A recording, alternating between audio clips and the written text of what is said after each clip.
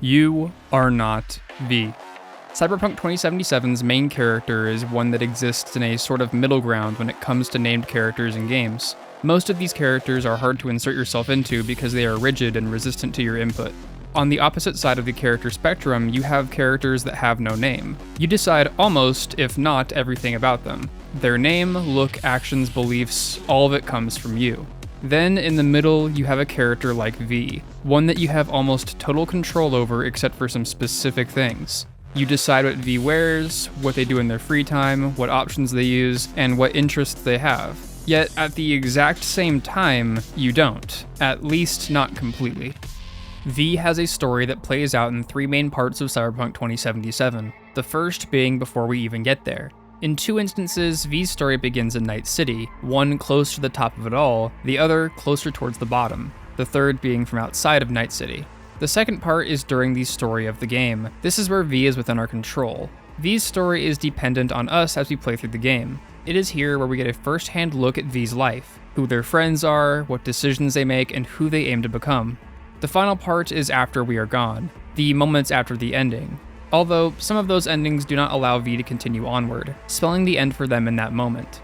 After the game's endings, V goes on to live. For how long exactly is something we don't quite know. The only exact number we do know comes from Alt Cunningham. Alt, while helpful, isn't necessarily 100% trustworthy, so V could live the 6 months she mentions, but could live longer or shorter than that.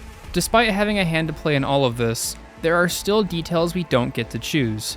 We don't get to choose or see V's memories from before 2077. We don't get to choose V's exact responses during conversations. We get some options, but ultimately what is said comes from V themselves. And after it's all done, we don't get to choose how V goes about life after Night City. Sure, we get a glimpse at it, but we don't ultimately know or get to see what happens after the game is over. Even with all the decisions you make for V, there is still a V trapped underneath that wants to get out.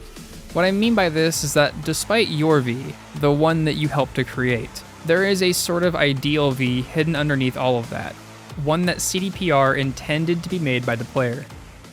Looking at some specific details from the game, the ideal V is a V who was born and raised on the streets of Night City. They love their friends and have a ride-or-die attitude. They meet several characters, befriending many of them. V has a love for life and living, as well as a love for what they do. V is incredibly hopeful that they will find a future for themselves regardless of their condition. This is who the ideal V appears to be.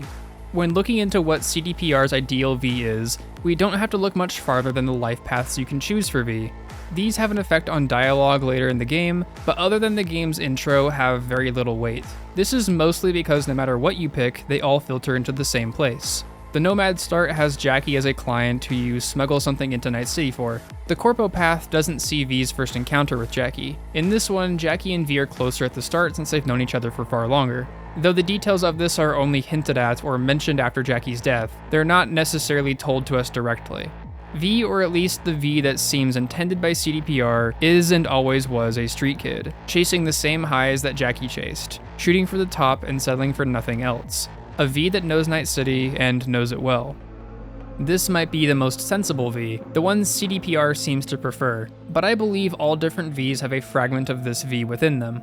Even with that being said, V is still primarily who you make them out to be.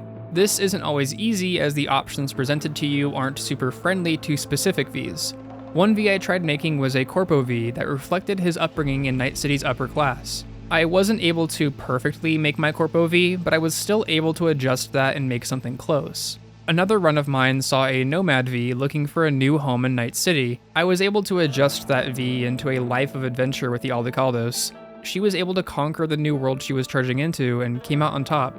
Despite difficulties, V can be just about anything you want them to be. It's not always an easy road figuring out how to actually make that V, but it can be done in most cases. V, despite all you do to create them, are individuals separate from yourself. They all have stories from before you made them and go on after you are finished with the game. These Vs continue to live in Night City or somewhere outside of it. They live the lives that they want to live. To me, this suggests that there is a separate ideal V, one made up of all Vs and their collective lives, their stories and experiences. One that represents everything V is and could be, all of the possibilities that come together to form this character, one built from your own inputs and those of Night City. This formation of possibilities is what I consider to be the ideal V, one that can be whatever they want themselves to be, and whatever you want them to be. But still, at the end of it all, you are not V.